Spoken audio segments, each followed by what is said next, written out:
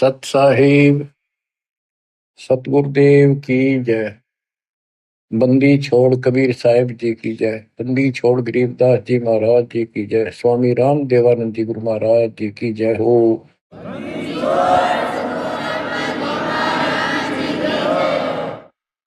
सर्व संतों की जय, सर्व भक्तों की जय, धर्मी पुरुषों की जय। श्री काशी धाम की जय, श्री सुडानी धाम की जय, श्री क्रोथा धाम की जय, श्री बरवाड़ा धाम की जय।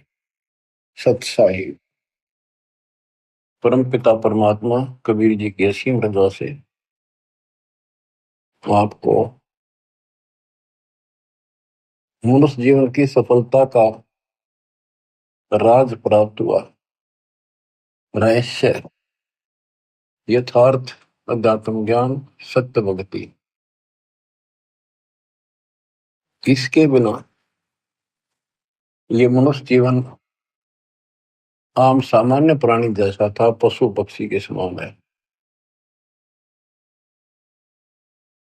भक्ति हम मानव शरीर में प्राप्त करके अपना भविष्य सुधार सकते हैं, संवार सकते हैं।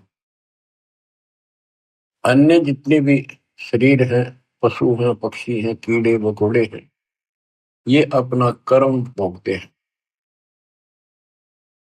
वो चाहे राष्ट्रपति के घोड़े हों, वहां बढ़िया व्यवस्था है, सेठ के घर कुत्ते भी बन गए और ये वहां उनकी सारी सुविधा है। परंतु ऐसी सुविधा मनुष्य को भी नहीं उपलब्ध होती कईयों को। तो कहने का भाव ये है, मनुष्य जीवन यदि भक्ति नहीं करते मानो स्त्री पुरुष, तो उन पशु पक्षियों में उसमें कोई अंतर नहीं। सुविधा कर्मानुसार पूर्व जन्म के संस्कारों से सबको प्राप्त होती है। दुख और सुख दोनों साथ रहते हैं। अब बात आती है कि भक्ति करनी चाहिए, अवश्य करनी चाहिए। आत्मा मानती है, उसके लिए मानव भटक भी रहे हैं। आत्म ज्ञान बिना नर भटका, कदे मथुरा कदे काशी। यथार्थ ज्ञान ना होने चाहिए प्राणी मानव शरीर धारण करके कभी मथुरा कभी काशी, किता न किता अपना राह ढूंढ रहा है कि किता भगवान मिल जाए। कबीर साहब कहते हैं, पर्वत पर्वत में फिरा,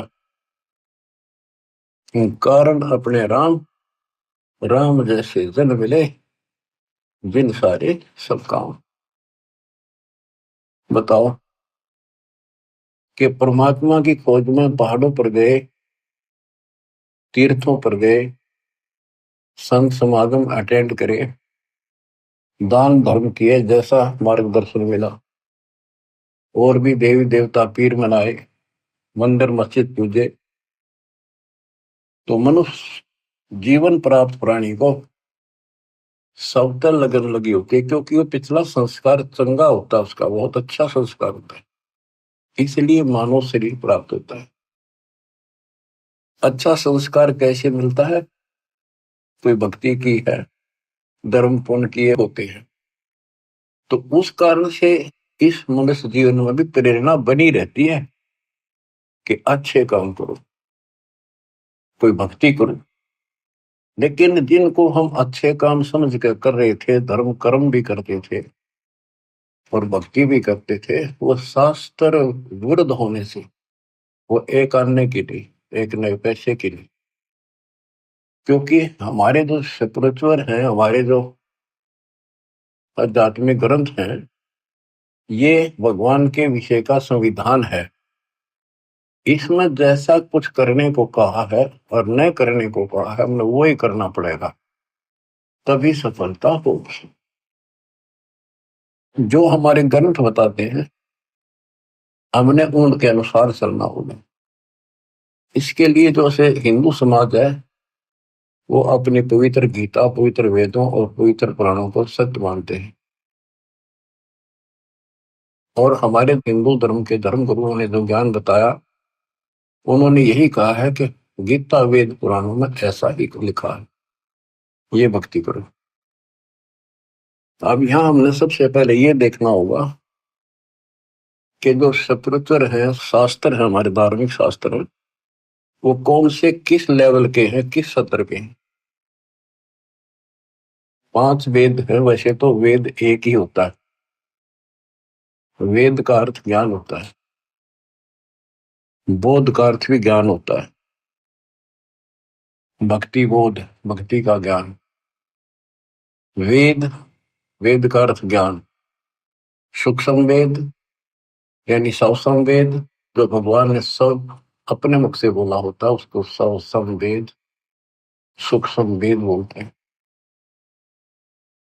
ये कंप्लीट, इसके अंदर कंप्लीट मार्गदर्शन है। ये कंप्लीट है, संपूर्ण है। यह वेद परमात्मा ने, जब हम अपने कर्म फोड़ कर यहाँ पृथ्वी पर इसके साथ आगे, इसके ब्रह्मांडों में, जब तक हमारी पूंजी रही तो हमें सारे ठाठ दिए इसने, आप भी लूटता रहा। और जब हमारी पूंजी लाए थे वह खत्म हो गई, हमें पटक दिया धरती पर, फिर कमाओ और फिर ऊपर आओ। आपको मैं बार बार बताता हूँ, ये कोई बच्चों की कहानी नहीं है, ये सच से परिपूर्ण है और आपने इसको सत्य मानना होगा। एक मूर्ख लड़की अपने घर से पैसे निकाल कर 30-40 सोना अपने घर से निकाल कर उसकी शादी के लिए घर वाला ने तैयार कर रखा, और एक दुष्ट के साथ भाग दी। जब तक वो पैसा वो लेकर आई थी, वो खर्च नहीं हुआ इतने, तो वह सर पर रखी। फिर उसकी दुरुपति करके जा कमा और खा, दारू पीवे, मांस खावे, और वह मजदूरी करने लगी, वो उसकी ब्रह्मटी कर।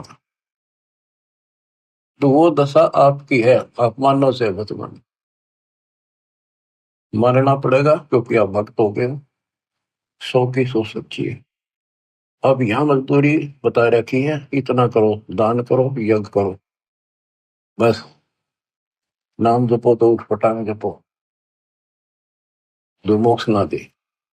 और घने करो तो ओम जपो। फिर हरे कृष्ण राधे श्याम ये दूध भेज रखे, सारे नकली नाम बताइए। इसके आधार से स्वर्ग जाओ। स्वर्ग एक होटल है, वहां आपकी पूंजी ऑटोमेटिक ऑनलाइन जमा रहती है। आप जैसा वहां खाते पीते मौज करते, ऑनलाइन पैसे कटते रहते हैं। उस होटल का चार्ज अलग से होता है, और सुविधा जो आपको देते उनका चार्ज साथ होता है। जैसे वहां कोई खाने की चीजें लेते हैं, 10 रुपए की 20 में देते हैं होटल में। क्यों, हमारे आदमी जहाँ पैसे गणे होते हैं, उन्हें क्या लेना देना कितने गिराको। तो ये दुर्गति आपकी यूं की हो रही है, आप विचार करो इन बातों पर। आप किस चीज पर सेट हुए बैठे हो, 1 मिनट में मृत्यु हो जाती है। बैठे बैठे राष्ट्रपति तक मर जाते हैं, एक्सीडेंट हो जाते हैं। पोलैंड देश का एक पूरा कैबिनेट, प्रधानमंत्री, सारे मंत्री, दूसरे देश, उसका मित्र देश था, उसमें कोई पूर्व प्रधानमंत्री की डेथ हो गई थी। उसकी मुंह कांड जाते शोक व्यक्त करें, वो विमान में दुर्घटनाग्रस्त हो गया, एक्सीडेंट हो गया, हम सारे मर गए। और ताजे ताजे बने थे, 6 महीने पहले उनकी कैबिनेट बनी थी। और ऐसे गंदे लोग में माचे माचे फिरो तुम, आंख खोलो। इस सत्संग को सुनकर भी आंखें नहीं खुलती, वो पत्थर प्राणी है, उसके भक्ति का अंश नहीं है। वो इंसान भी अच्छा नहीं, तड़प जानी चाहिए, तड़पला जानी चाहिए आत्मा को, पिता का मर गया किस पे फंस गया। यहाँ सुख नाम की चीज नहीं, रैम नहीं की धरती पर किसी के प्रति। किसी स्वर से धोता है तो वो राजी बोलेगा, स्वर से धोते मुंह फेर लेगा। हम इतने बिगड़ चुके, यहाँ पर हम देवता थे सतलोक में। अब दोबारा से आपको इतना प्यार किया जा रहा है। पहले तो पशु तो मानुष बनाए, बीड़ी शराब मांस तम्बाकू गटबड़ बकवाद करते फिरते थे, वो छुट्टी। फिर ज्ञान सुना के देवता बुलाई। अब इस भक्ति को ध्यान से सुनो, इस ज्ञान को ध्यान से सुनो। इसी तरह आत्मा का उबारा होगा, आत्मा में ज्ञान प्रवेश होगा, अपने आप ये सेट होती चली जाएगी। दास पहले पहाड़ी जाता था, पहाड़िया जैसे व्यवहार हुए बकवाद, स्कूल में जान लग गया, 5-6 महीने तो वही चले, फिर धीरे धीरे सेट होना पड़ा, और पढ़ते पढ़ते पढ़ते पढ़ते और छोटी सी पोस्ट भी ग्रहण कर ली। तो इसी प्रकार अगर हम इस मार्ग पर नहीं आएंगे तो हम नो के नो रह जाएंगे। तो कहने का भाव ये है कि ये आपके स्कूल की पीरियड है, ये सुनते रहो। आजकल तो सारी सुविधा हो रही है, रिकॉर्डेड लेक्चर फिर भी सुन सकते, पर सुना इसी लगन से जैसे अब सुन ले, भूल जाए आध घंटा जितनी देर सुने, सब क्या है ना, ध्यान से सुने। तो प्रसंग चल रहा है कि हम यहाँ आकर फंस गए, तो इस काल ने हमारी दुर्गति कर दी कि इन्हें वापस नहीं जाने दो। इसको पता है कि हम उस परम पिता के अंश हैं, कबीर भगवान के, और माँ बाप को पता होता है उसका बेटा बेटी की तो दुख ही हो रहा हो, उसकी आत्मा तड़पती रहती है पार वैसे के नाम से। आपके लिए वो मालिक भटक रहा है, वो एज इट इज उस रूप में यहाँ नहीं आ सकता, क्योंकि वो नियम भंग होता है और ये घबरा जाएगा, और वो मर्यादा से बाहर की बातें है ना। था अगर कहता मैं चाहूँ तो 1 मिनट में धर्मदास इन सारा ले जाऊं, फिर इनके गाड्डू आई हुई ना थे वहां के टिके, अब इन दुखी हो लिए छक्के, कलयुग आ गया, और आने वाले समय में और दुर्गति होगी। अब चौथा युग आ गया, ये भक्ति करके भी छक लिए। सतयुग त्रेता द्वापर में इनके पूर्व जन्म के संस्कार बहुत अच्छे होते हैं, इसलिए ये सोचते रहते हैं कि दो साधना हम कर रहे हैं, इसी से ये मौज माच रही है, इसी से सारे सुख होते आ रहे हैं। और जब कलयुग में जाएंगे, इतनी त्रुटि होगी इनकी, सारी साधना करके थक लेंगे, कुछ भी लाभ नहीं होगा, इनके संस्कार कमजोर पड़ जाएंगे, तब ये भगवान के लिए भटकना शुरू करेंगे, और फिर मैं इनको कैच करूंगा। उदाहरण देता हूँ, सतयुग में राजा अम्बरीश थे, मालिक वहां भी मिले होंगे। वेद बताते हैं परमात्मा के लक्षण वो झूठ नहीं होते, सो के सो सकते हैं कि परमात्मा सबसे ऊपर के लोक में रहता है, वहां से गति करके चल के आता है। भक्ति मार्ग में जो लगे हैं उन अच्छी आत्माओं को आके मिलता है, वो यथार्थ भक्ति ज्ञान सुनाता है, और जो लगे नहीं है भक्ति पर, उनको भक्ति करने की प्रेरणा अपने मुख्य मुख से बोलकर वाणी द्वारा बताता है, उनको गुप्त भेद मंत्र बताता है, गुप्त मंत्र आविष्कार करता है, एक कवि की तरह आचरण करता है, अपने सूक्ष्म वेद ज्ञान को काव्यना कविताओं से, दोहों के माध्यम से, चौपाइयों के माध्यम से, शब्दों के माध्यम से बोल बोल के सुनाता है, वो सूक्ष्म वेद होता है। तो अब ये सूक्ष्म वेद बताता हूं, परमात्मा ने वो सूक्ष्म वेद इस ज्योति निरंजन काल सर्वपुरुष सर्वब्रह्म के अंतःकरण में वहां से ईमेल कर दिया, इसके अंदर इसने उसको बाहर निकाला, श्वास से पढ़ा, इसने वो जानकारी ऊपर की कति खत्म कर दी जो हम समझ सकते थे, वो मंत्र भी नष्ट कर दिए, सारी जानकारी खत्म कर दी, अपने तक भक्ति रख ली, बाकी थोड़ा बहुत ज्ञान जो सांकेतिक ज्ञान में रह गया। तो जिस आधार से, जैसे ब्रह्मा जी सबसे पहले कमल के फूल पर बैठे थे, अपने पुत्र नारद के प्रश्न का उत्तर दिया, और नारद ने पूछा था कि पिताजी आप सच बताना कि सारी सृष्टि के रचनहार कौन है, किसने ब्रह्मांड बनाए, कौन ये पालन करता है वास्तव। ब्रह्मा जी कहता, बेटा नारद इसका क्या जवाब दूं, मैं जब होश में आया, मैं कमल के फूल पर विराजमान था, कमल का फूल जलमय होता है, चारों तरफा गाद जल था, मैं सोच रहा था मेरे को किसने उत्पन्न कर दिया, मेरा क्या उद्देश्य है। आकाशवाणी हुई तप करो, मन कमल के फूल पर बैठे बैठे 1000 वर्ष तप किया, फिर आकाशवाणी हुई सृष्टि करो। उसके बाद लंबी कहानी है, फिर बताऊंगे। तो उसके बाद ये ब्रह्मा विष्णु महेश तीनों इकट्ठे कर दिए, देवी ने इनका ब्याह कर दिया, पाश्चर्य श्री रचो सागर मंथन प्रथम किया था, वेद निकले 4, ब्रह्मा ने वेद पढ़े, उसमें से ओम मंत्र ले लिया। आकाशवाणी से जो हुआ था तप करो, वो तप, ये सोच लिया भगवान का आदेश है, तप करो।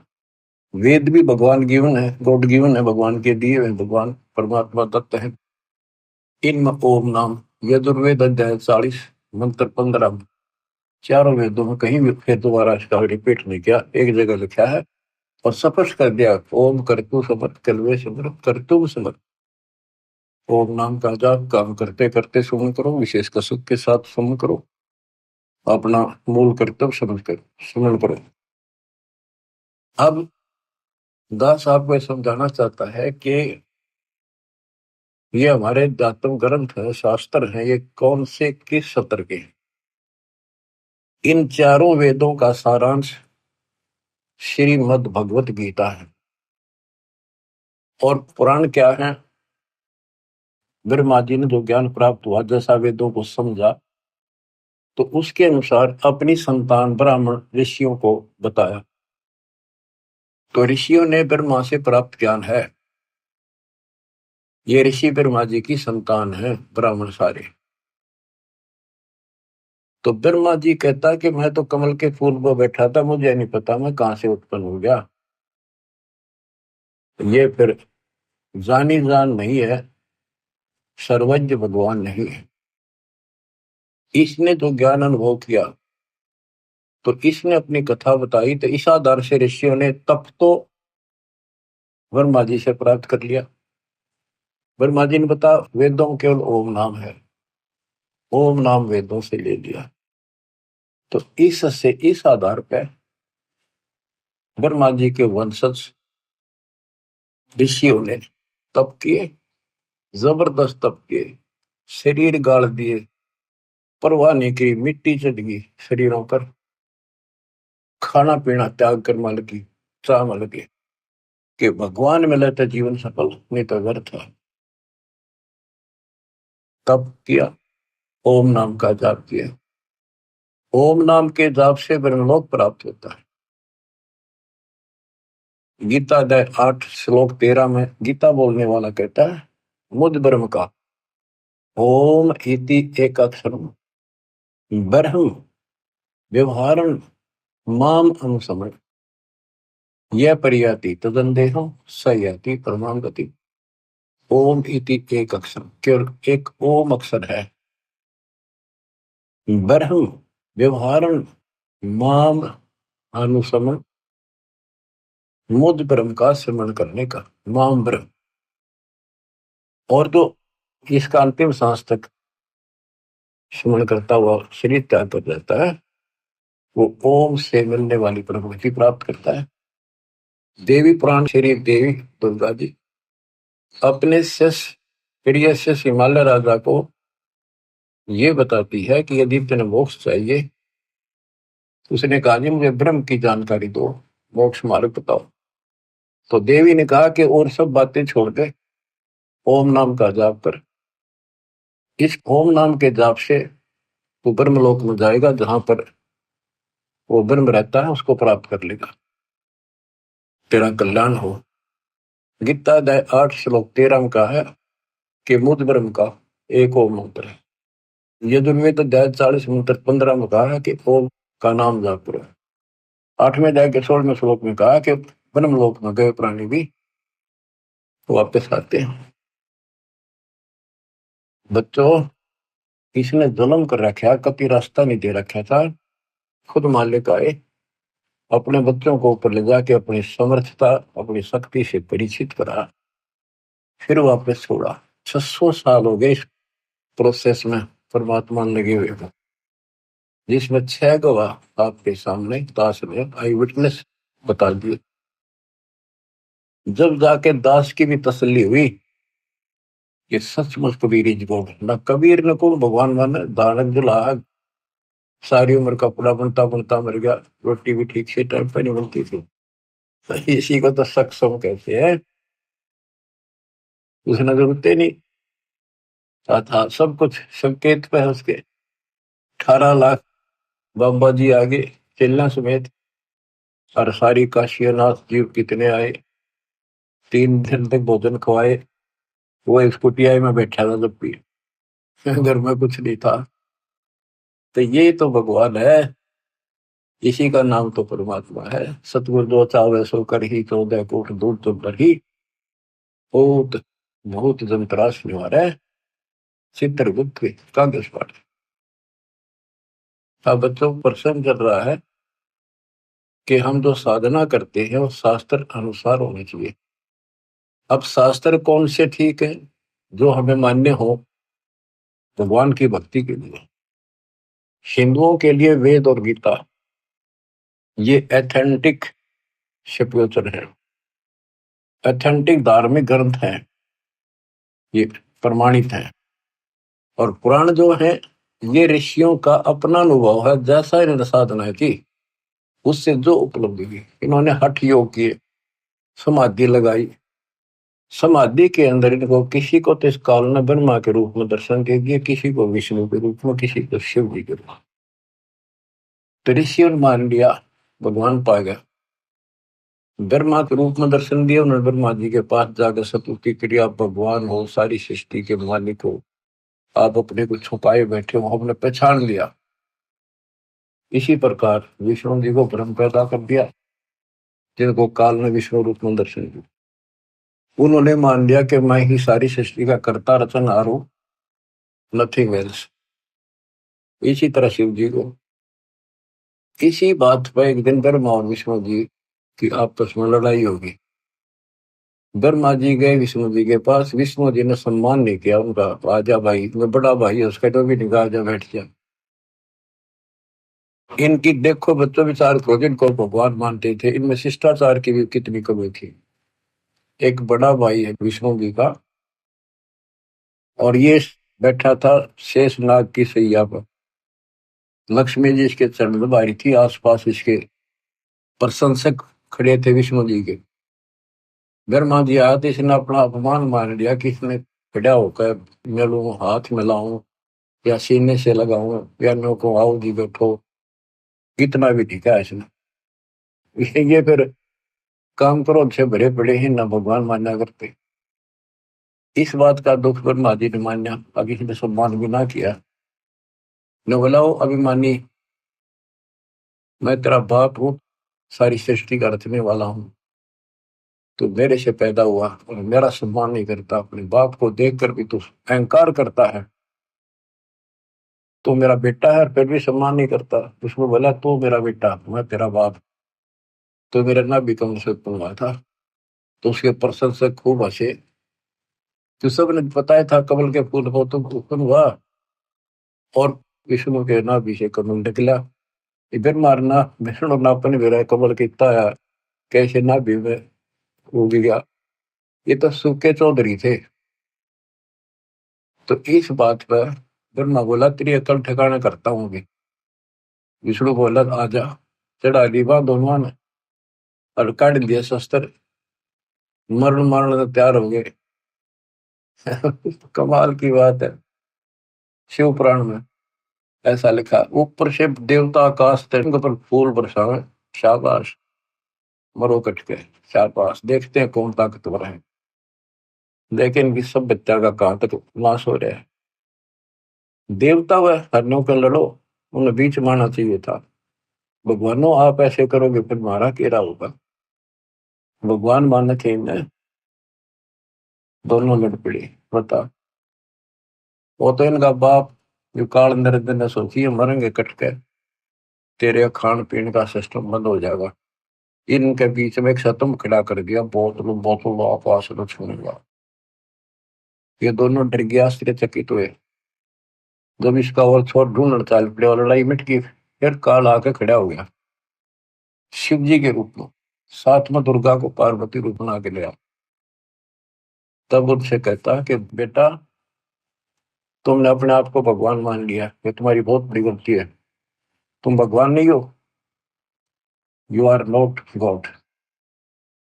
तब उसने हाथ जोड़ लिया और सुनो, तुम्हारे तप के प्रतिफल में मैंने तुमको एक एक जॉब दी है, एक एक विभाग दिया है, रजगुण उत्पत्ति का ब्रह्मा को, स्थिति का विष्णु को। और इसी प्रकार शंकर को ये संहार तिरुभाव, और रुद्र को संहार। ये रुद्र और शंकर एक का है। देवतान महाराज जब इसने तिरुभाव कहते हैं, आम आदमी महाराज जब इसको रुद्र कहते हैं, ये दो रूप बना लेता है। वैसे इसके 11 रुद्र हैं, 11 रूप बनाए थे इसमें। अब देखो, ये पुराण है, शिव पुराण के अंदर विद्वेश्वर संहिता के अंदर अध्याय है। इन पुराणों में लिखा है कि ये शिव रूप में आकर प्रकट हो गया। दो तो ये हो गए, फिर मार विष्णु पुत्रों, उनको पुत्रों कहा। और इसी प्रकार शंकर और रुद्र, वो 4 अलग हो गए, हरियो 5वां। वैसे तो चौथा ही है। तो ये भी ना समझ पाए कि जो इनका बाप है, और ये नौकी इनका कोई माता पिता ने, और फिर इसने के जुल्म करा। ये बताऊं तो सर्वभाव है, ना बताऊं ज्ञान अधूरा। ये शिव के मंदिरों में तो शिवलिंग रखे हैं, इनको आगे विस्तार ना करूं तो अच्छा है। एक मिट्टी के पत्थर के बने हुए ये 2 आइटम इन्हें दे गया आराम खोर। ये डरता नहीं है, माथे का ला लिए वह शिवलिंग पूजा। Private part of Shiv and Parvati, ये बदमाशी कर गया। अब सारा संसार इन पर मत्था टेक कर थरा बेड़ा करे कोई। इसने ऐसा नाश कर रखा। सतगुरु आए दया करी, ऐसे दीन दयाल बंदी छोड़ वृतास का जठर में कृपा। इसने नाश करने में कसर नहीं छोड़ रखी दत्त की, और दाता ने विकास करने में कसर नहीं छोड़ रखी।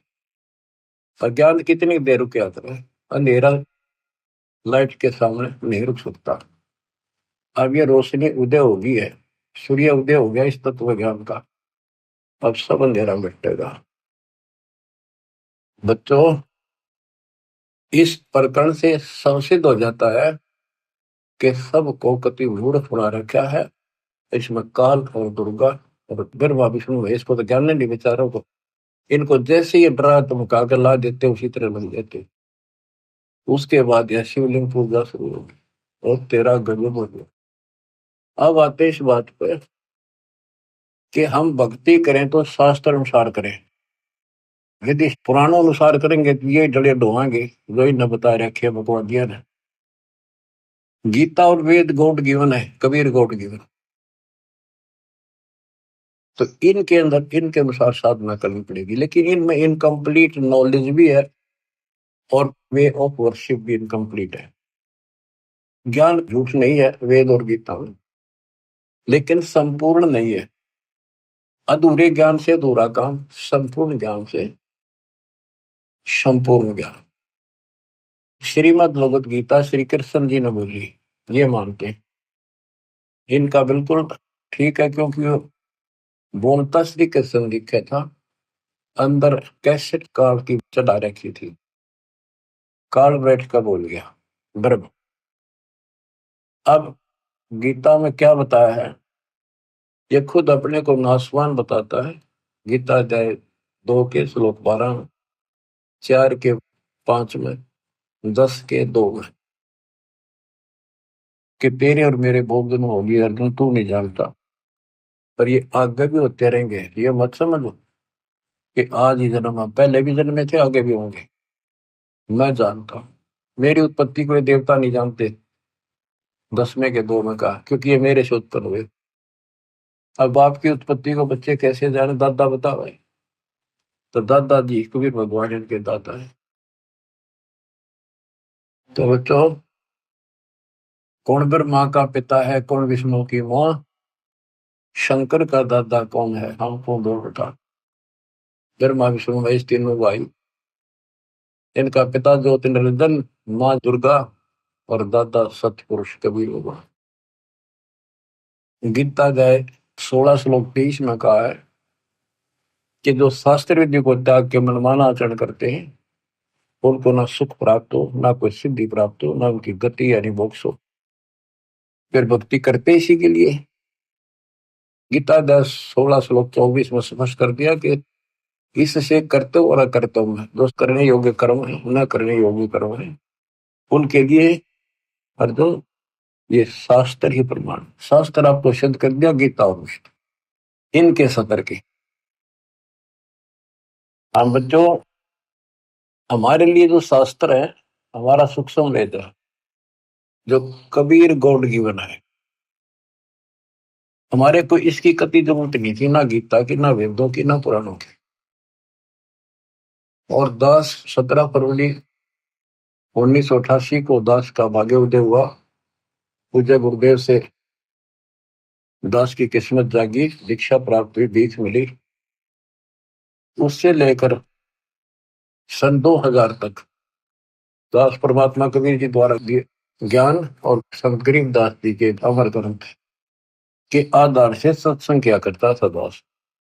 उनकी ऑडियो भरी, उनकी वीडियो भी तैयार की थी, कैसेट बना करती बड़ी बड़ी सी, वो वीसीआर में चल करती। तो उसके बाद एहसास हुआ कि ये ज्ञान तो भगवान पहले बताया करते हैं, किससे नहीं माना। बाद में सारे भाग्य 64 लाख और खूब लाभ हुए। जब तक मालिक तेरे को पहचानेंगे नहीं, गॉड नहीं मानेंगे, भगवान नहीं मानेंगे, कोई नहीं टिकेगा। दास को प्रेरणा दी गुरुदेव ने कि हो सकता गीता वेद पुराणों में पाना चाहिए ये ज्ञान को, कि भगवान बता रहे हैं ऐसा है, और वेद गीता सच्चे हैं तो इनमें पाओगी बात कुछ ना कुछ। 2001 में दास ने ये गीता मंगाई, उसको पढ़ना शुरू किया। मालिक की कुछ रजा थी, दूसरी खोलते तीसरा पेज पलटा, अध्याय 18 का श्लोक नंबर 61 शुरू में है। ये और गीता भी हाथ लागी, जिसमें आमने सामने शब्द और अर्थ है। ये दूसरी आ जाती तो मत्था मार के बैठ जाता मैं भी। तो इसमें अर्थ सामने है, प्रतीक एग्जैक्ट ज्ञान समझ में आ जाता है। तो उसमें पाया कि परमात्मा सबके हृदय विराजमान है, कर्मानुसार एक यंत्र की तरह घुमाता है। और हे अर्जुन, तो स्वभाव से उसी परमेश्वर की शरण में जा, उसकी कृपा से तू परम शांति को, सनातन परम धाम को प्राप्त कर। मेरा तो एकदम जैसे नींद तो जाग्या कर आदमी, और सोपन देख ले को घना अच्छा, और कूदता उठा करे, वह बनी मेरे साथ ओ तेरे की।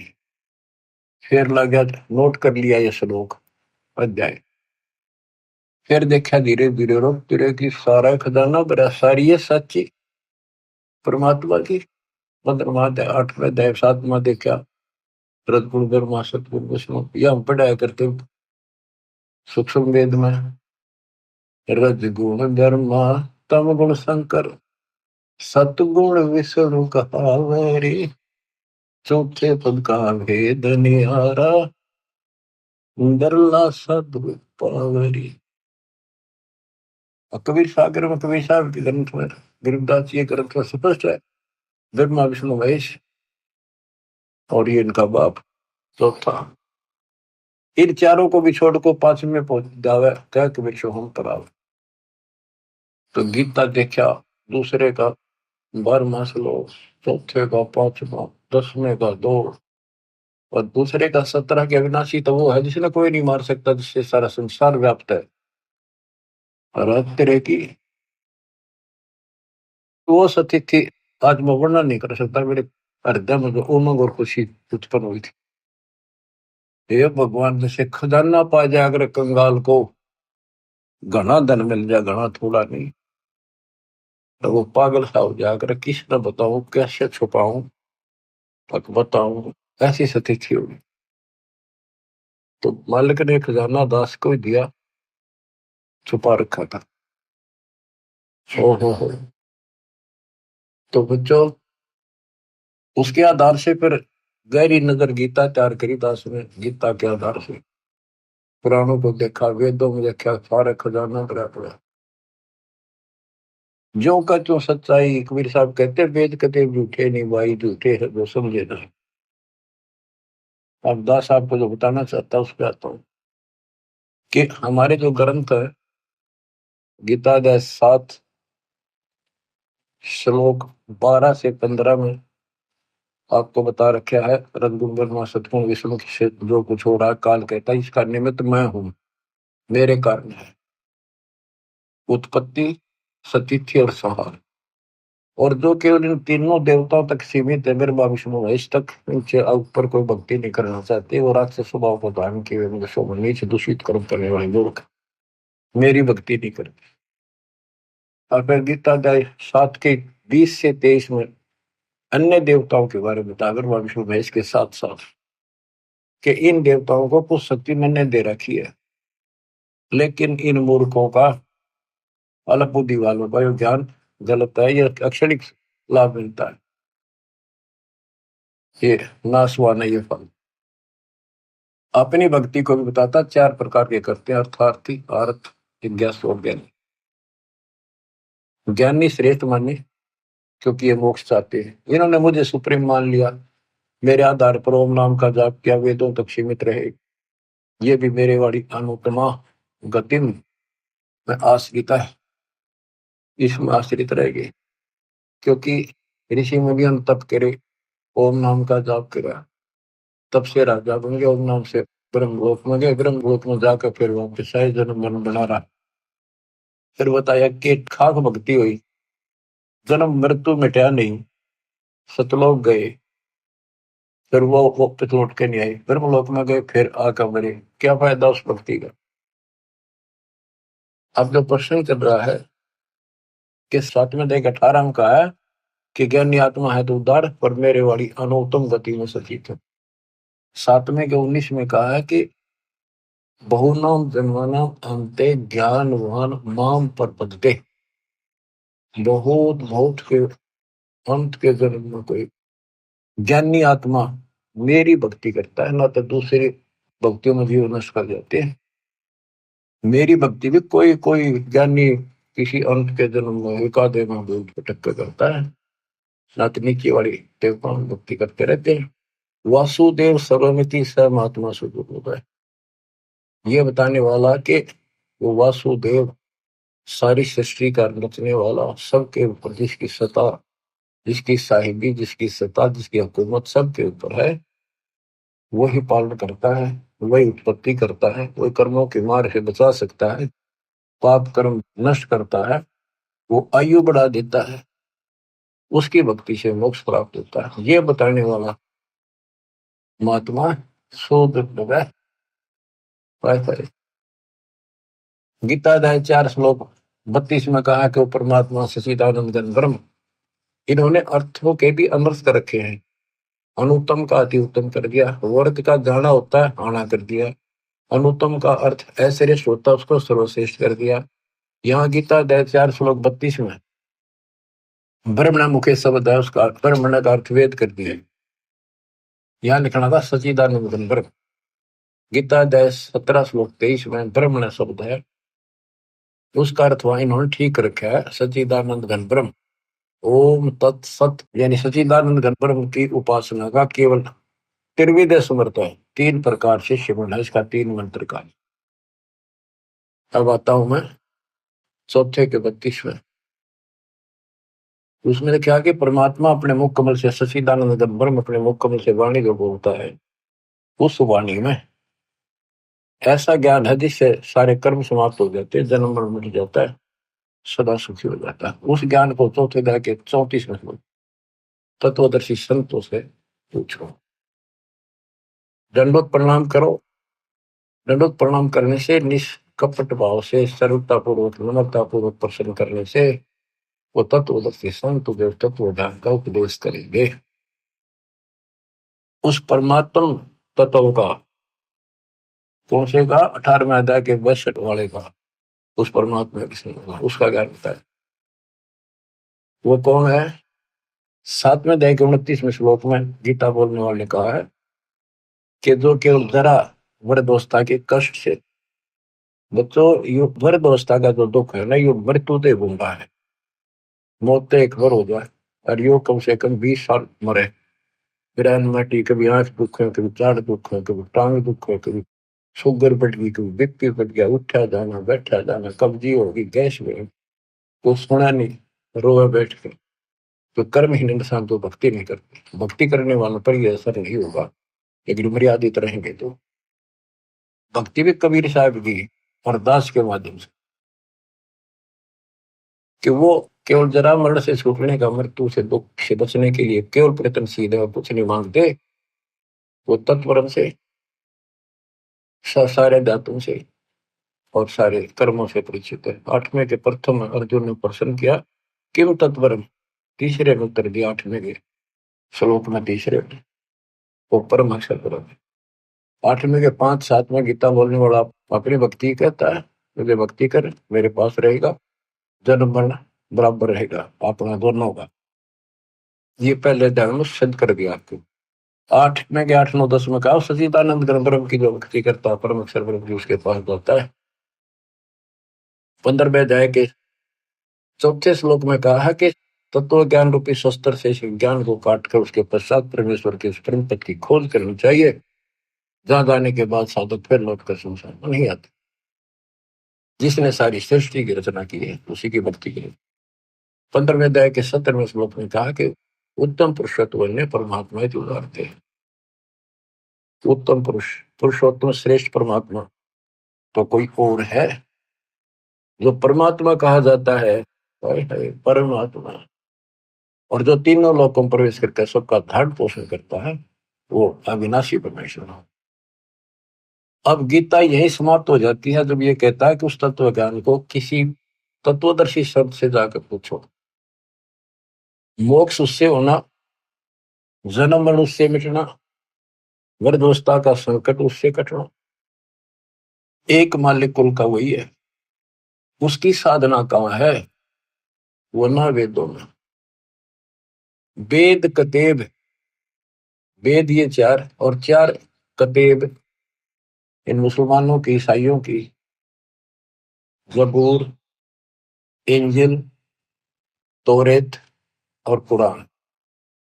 ये 4 कुरान, 4 किताब और 4 वेद कतेब एक जैसा ज्ञान है, यानी इनकम्प्लीट है। हम इनको गलत नहीं कहते कि गलत है, अधूरा ज्ञान है। अधूरे ज्ञान तो फिर लाभ क्या होगा, अधूरा ही काम। अब आपको बताता हूँ थोड़ा सा पाक कुरान मजीद। देखो इसमें क्या बताया है, एक चैप्टर है उसका नाम है अश-सूरा और संख्या नंबर है 42, यानी सूरत अश-सूरा 42, आयत नंबर, श्लोक नंबर 1-2। आयत नंबर 1 पर प्रथम में लिखा है आ मीम। आ माने है, मीम माने मैं, है और मैं, ये 2 अक्षर अलग अलग, जैसे क, ख, ए, ऐसे है और मैं। फिर दूसरी आयत में लिखा है एन सीन काफ। जैसे हम पंजाबी शिक्षा करते थे, चौथी कक्षा शुरू हो जाती थी पहले पंजाबी, पंजाब ज्वाइंट था, हरियाणा और पंजाब एक थे। तो पंजाबी की हम जब वर्णमाला शिक्षा करते थे तो कहते थे कक्खा गग्गा दद्दा गग्गा, ईड़ा ऊड़ा सस्सा मम्मा, यानी कक्खा क, गग्गा ग, तथा त, गद्दा द। तो कक्खा गग्गा, क ख ग, ऐसे सीखना पड़ता था। तो एन का अर्थ है ए, सीन का अर्थ है से, का अर्थ है क। ये वर्णमाला है अरबी की, एन ए, सीन से, का क, ए से क। इसके अनुवादकर्ता ने, पाक कुरान के अनुवादकर्ताओं ने ये लिखकर छोड़ दिया है कि इन 2 आयतों का अर्थ तो अल्लाह ही जान सकता है और कोई नहीं। ये क्या है, गीता अध्याय 17 श्लोक 23 में ओम तत्सत, ये 3 मंत्र हैं।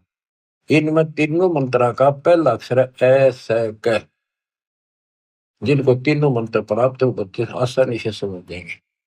ये वो मंत्रों का केवल पहला पहला अक्षर लिख रखा है, इसमें और नथिंग। तो ऐसा कहते के हासिल होना था, ओम तत्सत से क्या हासिल होना था, अब इसकी एब्रीविएशन निकली सारी। अब इसको सारे से विस्तार से करा, अब पता चला ये सूक्ष्म भेद में पहले ही था। बच्चों आंख खोलो, दास कौन है? कबीर साहब कहा करते हैं कि भाई मैं सारी सृष्टि का मालिक हूं, मैं खुदा हूं, लेकिन कौन जाने से बात नहीं। दास कहता विश्व में एक नंबर का तत्वदर्शी संत दास है, नथिंग एल्स। इतना कह रहा हूं मैं। अब पाक कुरान सूरत फुरकानी 25 में आयत 52 से लेकर 59 तक 52 से 59 में स्पष्ट किया है कि हे हजरत मोहम्मद, हे मोहम्मद, हे नबी, हे रसूल। कौन बोल रहा है? कुरान का ज्ञान देने वाला अल्लाह। कि ये काफिर लोग जो है कबीर अल्लाह को नहीं पूजते, इसके अतिरिक्त औरों को भी शरीक करते, दूसरे देवताओं को। तो इनके साथ संघर्ष करना कबीर के लिए, और इनकी बातों में नहीं आना। तेरी बात ना मानना, लड़ाई नहीं करनी, ते इनकी ना मानना, मेरी बातों में विश्वास कर। ये वही है जिसने 6 दिन में सृष्टि को 7 मिनट ताकत पर जा बैठा है। सृष्टि में सारी आयु उत्पत्ति, माता पिता भाई बहन सब, सारी नदी नाले तारे पृथ्वी स्वर्ग पाताल सब बनाया उसी ने। और वही पाप कर्मों को नष्ट करने वाला है, गुनाहों को अच्छी तरह जानता है। उसकी खबर किसी बाखबर से पूछो। तो यहाँ पाक कुरान भी यहाँ पर समाप्त हो जाती है। इसमें वो ज्ञान है ही नहीं उस अल्लाह का जिसने सृष्टि रची। तो ये गलत नहीं कह सकते किसी ग्रंथ को, लेकिन ये इनकम्प्लीट है। इनकम्प्लीट से मोक्ष नहीं हो सकता। मोक्ष तो संपूर्ण अध्यात्म ज्ञान से होगा, और वो तत्वदर्शी संत बताता है। इसमें स्पष्ट कर दिया दोनों पवित्र धर्मों की पवित्र शास्त्रों ने कि पूर्ण परमात्मा की जानकारी तत्वदर्शी संत बताते हैं। जैसे पाक कुरान सूरत अस-सूरा 42 में प्रथम आयत में हा मीम, हा का अर्थ है, मीम का अर्थ है मैं। जैसे हा, मम्मा, कखा पंजाबी की वर्णमाला ना, ये अरबी वर्णमाला है। और मैं, इसका अर्थ है हक मंत्र। हक मंत्र जिसके पहले अक्षर ये है एन सीन का। तो ये बच्चों, ये तो एक संकेतिक है। वेद कहते हैं जो तत्वदर्शी संत होता है वो सदग्रंथों के सांकेतिक शब्दों को विस्तार से खोल कर बताता है, उसका यथार्थ ज्ञान देता है। गीता अध्याय 7 श्लोक 19 फिर दोहराता हूं। बहुनाम जन्मानाम अन्ते ज्ञानवान नाम प्रपद्ये। बहुत बहुत के जन्मों के किसी अंत के जन्म में कोई ज्ञानी आत्मा मेरी भक्ति करता है कर्म की, अन्यथा वैसे ही डले होकर चले जाते हैं। जैसे मार्कंडे ऋषि था, ओम नाम का जाप करा था, साथ में तप करा था। ये खिचड़ी ज्ञान है नहीं, सारे जड़े लोग हैं। चाचा कितने बड़े ऋषि लग गया करते तुमने, आज वो बालक दिखाई देंगे। इस बालक की दृष्टि से, तत्व ज्ञान की दृष्टि से देखोगे, उसने ब्रह्मलोक की साधना करने का ठान रखी थी। वही टारगेट था। इंद्र आया, इंद्र की उर्वशी भेजी, सब फेल होकर चली गई। तब इंद्र को कहता है, इंद्र आजा तो तेरे को सही मार्ग बता दूंगा। ब्रह्मलोक की भक्ति कर ले, ब्रह्मलोक में जागा, ब्रह्म की साधना कर। ये तो सब का ये ज्ञान भर रखा है।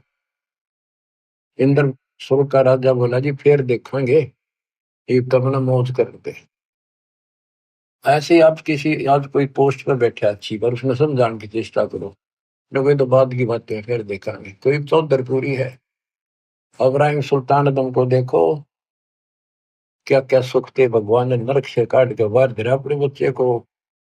ये रोड मार रहा था, काल मूर्ख बना रहे।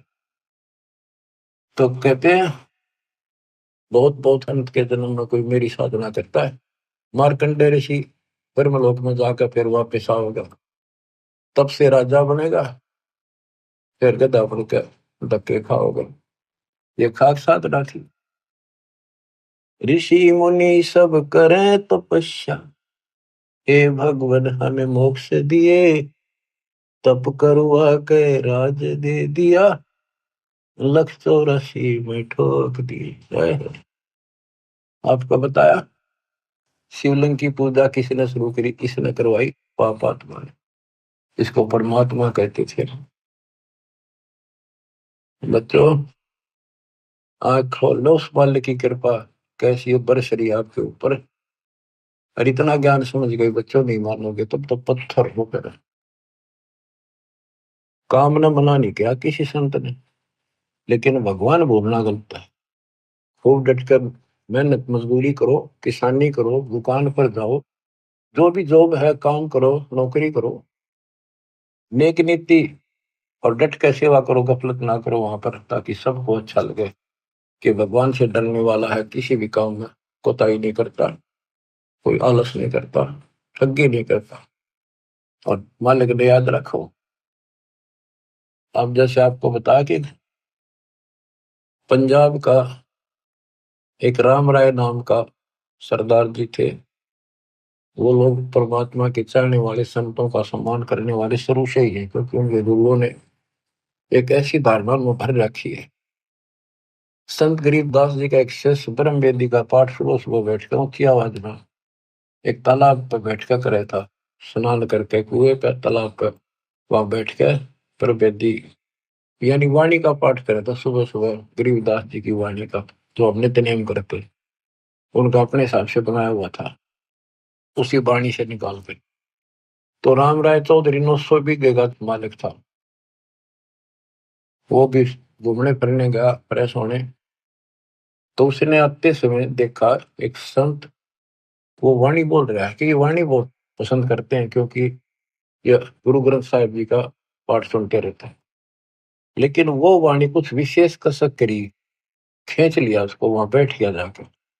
उसने जब अपना पाठ कर लिया तो उससे पूछा कि है महात्मा जी, है भगत जी, ये वाणी तो गुरु ग्रंथ साहिब में तो नहीं है, ये किस संत की वाणी है? तो उसने बताया मेरे गुरुदेव की है, संत गरीबदास जी महाराज, बड़े पहुंचे हुए संत है, विश्व में उनके बराबर संत नहीं आज के ऊपर। उसकी वाणी है, अच्छे लिख रखी थी। तो उसने पूरा पता नोट कर लिया संत गरीबदास जी का, गांव सुलानी जिला उस टाइम जो भी था, दिल्ली के पास, बहादुरगढ़ के पास, वहां पूछ लो। ऐसे ऐसे सारी डिटेल लेकर चल पड़ा। उन्होंने सोचा मिलना चाहिए संत से, क्या वो संत जीवित है? कहाँ जी जीवित है। वो चल पड़ा, पैदल चला करते थे, 3 दिन में पहुंचा। सुबह सुबह पता करा भी संत गरीबदास जी कहाँ पर है, मिलना है। उनका महल था, उनके नाना जी का बनाया हुआ, उसमें संकेत कर दिया कि वहां सामने है, उसमें चले गए। वहां कुछ भगत बैठे थे, 1-2 गांव का, कुछ बाहर के आ जाते थे, ज्ञान चर्चा सुना करते थे। गरीबदास जी सुबह सुबह एक बार घूमने जाते थे, किसान थे, 2,500 बीघा जमीन थी, अहंकार नहीं था, खेत में जाते थे, पशुओं का चारा काट के सर पर धरका ध्यान लेके आया करते, घूम भी आते थे। तो उन्होंने पूछा भी संत गरीबदास जी कहाँ है? राम राय ने पूछा, जो बकरा ने। वो बोले जी घूमने फिरने गए खेत में, कितनी देर में आएंगे? भाई ये तो संत की मर्जी है, मौत जाए कब आवे कब ना आवे। हाँ तो गया, हम भी इंतजार कर रहे हैं, पर उन्होंने बोला कितनी देर में आऊंगा पता नहीं। उसने सोचा इतनी दूर आ लिया, संत के दर्शन करके चैन लूंगा। वो चल पड़ा। उन्होंने बताया कि आगे जाइए, आगे अरहट है, उस रेत के पास एक जंटी का बहरा पेड़ है बड़ा, वहां पाओगे आपने, वहां कुएं पर स्नान भी करते हैं। तो वो जा रहा था गरीबदास जी, धोती कुर्ता हरियाणा की जो वेशभूषा होती थी, सिंपल मैन, सामान्य होता था यहाँ का वेशभूषा, इस तरह रहते थे वो, भाई आडम्बर संत नहीं करते। तो उस राम राय ने उस किसान से पूछ लिया, उसने किसान समझा, सिर पर पशुओं का चारा और भुट्टा धर रखा ज्वार का। उसने बोला भाई मैंने गरीबदास महाराज जी संत जी से मिलना है, तो बताओ इधर घूमन आए हैं, कहाँ से है वो, उनका खेत कहाँ ठिकाना है उनका। गरीबदास जी बोले आ जाओ, उन्हें पहचान दिया वो संत भी थे कि आ जाओ मेरे साथ, मैं मिलाऊंगा उनसे। वो वापस आ गए, वापस जा दिए वो गांव में, आ जा लेकर आ गए। वो भगत जो वहां खड़े थे उन्होंने बाज गए, किसी ने बोटा लिया, किसी ने दंडवत प्रणाम किया, फिर पानी पिला कर नहाऊंगा, पानी लाए स्नान कर दिया। उसने सोची, उन पूछा रहा महात्मा कौन सा है वो संत, तो वो भगत बोले ये तो है गरीबदास। वो सामने मुड्डे पे बैठ गया और बैठा बैठा ये मन में कल्पना कर रहा था कि ये गुरु ये महाराज है, तेरा गजब हुई। उसने कल्पना कर रखी थी, उसका इमेजिन था कि बड़ी बड़ी जटा पाऊंगी, गल में माला माला होंगी और धूना दाना ला रखा होगा किधर, या डेरा होगा तो बहुत बढ़िया सुंदर कपड़े लाल पीले, यानी कोई आडंबर जरूर पाओगा। संत को ऐसा ही माना जाता है, उधर सारे ऐसे मानते थे। और उसने देखा सिंपल किसान सामान्य आदमी, इसका 2,500 बीघे जमीन बताओ है, इसलिए लोग इसके चापलूसी करते हैं, ये गुरु यूं बना रहे हैं इसको, ये तो मेरे जैसा किसान है, तेरा गजब हो, ये खोदा पहाड़ निकली चुया इतनी दूर था, यो संत पाया। यो मन सोचे बैठा बैठा। गरीबदास जी स्नान करके तुरंत और धोती बांधा करते हैं हरियाणा में, और एक और उसका पल्ला सा धोती का एक बेल्ट सी बांध जाकर उसने अड़बंद बोलना, अड़बंद उसको बांधने के लिए तैयार हुए था। हाथ पे उंगली का चोट लाग रही थी, लीला थी दाता, पट्टी ही बांध रखी छोटी सी। तो राम राय से बोले भाई झुमक रहा, उसने अपना राम राय नाम बताया। परमात्मा बोले रहा झुमक रहा, ये इसका उर्फ नाम था। वो ऐसे चंचल माइंड का था, पूरा मतलब विश्वासी कम था, हर चीज में कोई ना कोई पूछा ताछी अटपट रखा करता, तुर्क वितर्क ज्यादा करता था। झुमकरा डगमग से ख्याल का था, इस तरह उसको झुमकरा भी कहते थे। और वहां बैठे बैठे भी वो कल्पना इसी कर रहा था, यो किसा गुरु ये क्या हुआ फलाना है। झुमकरा का जब उसे समझ गया कि उनका बताया भी को नहीं, फिर भी उसने कहा कि भाई मेरी एक धोती बांध दे, अल्लाह मेरा हाथ का चोट लग गई है। उसने उठ के और वह गांठ लाई, और धोती शरीर के मां के निकल कर धोती का गांठ लग गई। तो उसने फेर खोला जल्दी, दूसरा फेर ऐसे किया, तीसरा फेर ऐसे करा, वो गांठ फिर शरीर के अंदर से निकला हुआ। तो गरीबदास जी बोल रहे झुमक रहा, मैं तो तेरे जैसा किसान हूं, या गांठ ना लगती क्या बात होगी। ऊपर देखा, विष्णु रूप धारण कर रखा, क्योंकि पुजारी विष्णु का था बेसिक, वो बने हुए थे सिख। लेकिन ये जैसे वहां पर 125 गांव गुजरा के वो सारे सरदार को वहां है, और वो रामकृष्ण के पुजारी हैं ज्यादा से ज्यादा, और गुरु ग्रंथ साहिब का भी सम्मान करते हैं, पाठ भी करवाते हैं। तो कहने का भाव है कि वहां पर वो पैरा में पड़ गया कि भगवान माफ करो, मैंने बहुत अच्छी पिंडी कह दी। फिर वो उसी रूप में आ गए, गरीबदास रूप में, और बैठ गए, फिर चर्चा शुरू हुई। सारा ज्ञान समझाने के बाद वो राम राय कहता है भगवान मैंने सारा घूम लिया, ये ज्ञान नहीं पाया। गरीबदास बोले पाओ भी को नहीं। सब गीता का मूल है राई झूमक रहा, ये सुख संवेद समूल सुनो राई झूमक रहा, तत्व ज्ञान कोई ना कहे राई झूमक रहा, ये पैसे ऊपर नाच सुनो राई झूमक रहा, कोटों मध्य कोई नहीं रे झूमक रहा, अरबों में कोई गर्क सुनो राई झूमक रहा। बच्चों उनको पूरा ज्ञान बताया कि करोड़ों में नहीं पाओ तुझे इस ज्ञान को बताने वाला, अरबों में। उस समय संत गरीबदास जी थे, केवल संत गरीबदास जी थे पूरे विश्व में एक रिश्ता तो वेद जाने वाले। लेकिन वो डिस्क्लोज ठीक से नहीं करना था, उन्होंने लिखवा दिया सारा, आज ये आपके लिए खजाना आज खोलना था। अब कलयुग 5 बीत गया वर्ष जब। तो बच्चों आपकी किस्मत देखो, जन्म ऐसे समय में, ये बच्चों का काम नहीं, सामान्य बात नहीं है कि ऐसे संस्कार बनाना ही मालिक ने बनवाए। तेरा कितने युगों से आपको संवार संवार कर प्रेरित कर करके चार्ज करते ला रहे, और आज आज ऐसे समय पर आपको ऐसे समय पर जन्म दे दिया। करीब आने वाली संतान परमात्मा के बच्चे आपसे प्राप्त शरीर में तो बड़ी बुढ़ाई भगता होंगे। और बच्चों जिनके संतान नहीं है उन जैसा आज किस्मत वाला मैं नहीं मानता धरती पे, तो समाज कुछ करो, क्योंकि अध्यात्म का जो पैमाना वो अलग है। उनने पिछले जन्म घने सुंदर जी रखे हैं, कभी किसी का एक दाना भी नहीं खाया, ना रखा ना दिया, परमात्मा की बातों पर कुछ असर किया, उनका लेन देन कति समाप्त कर दिया, करो सुला रखा। इनका उन्हें सतभक्ति मिल गई, वो सीधे वहां जाएंगे। जब डटे रहे तो समाज की तरफ देखते नहीं, बकवादा बढ़ गए, किसी का गोद ले ला, फरान ले ला, यू सदर दौड़ कर लेंगे, वो संस्कार फिर खराब करेंगे अपने। अपने वाले सुख नहीं देते कलयुग में, गोद लिया तुमने किसके सिर में मालिश करेगा।